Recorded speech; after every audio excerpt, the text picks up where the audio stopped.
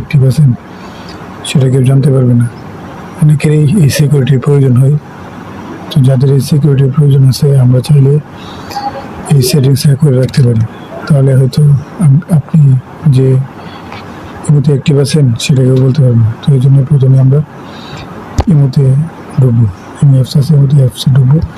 ঢোকার পরে দেখবো যে দেখেন এখানে যারা অ্যাক্টিভ আছে সবার নামের পাশে এই যে সবুজ বাতি চলতেছে, এই যে সবার নামের পাশে আপনি এই যে এরকম সবুজ বাতি দেখতে পাবেন। যেটা করার জন্য আমরা প্রথমে যে আমাদের যে নামের বা আমাদের যে ছবির অপশনটা আছে এই ছবির অপশনে ক্লিক করবো।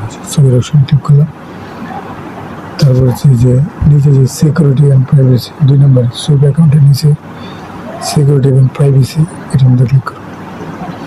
এখানে ক্লিক করার পরে যে নিচে যাবো, নিচে যাওয়ার পরে প্রাইভেসির নিচে কল এর নিচে যে একটা আছে one line status and last seen, এখানে ক্লিক করব। এখানে ক্লিক করার পরে দেখবে যে এভরিওয়ান, আপনার এখানে সবার এখানে এভরিওয়ানটা দেওয়া থাকবে। তো আমরা এটা কি করব, আমরা এটা এই যে নোবডি যে 4 নাম্বার যে আছে এই নোবডিতে ক্লিক করব। ক্লিক করার পরে কাজ শেষ, আমরা এখান থেকে বেরিয়ে যাব। এই যে দেখাই আপনাদেরকে, এই যে বেরিয়ে গেলাম, এই যে আবার নতুন করে ঢুকলাম, এই যে দেখেন ম্যাজিক।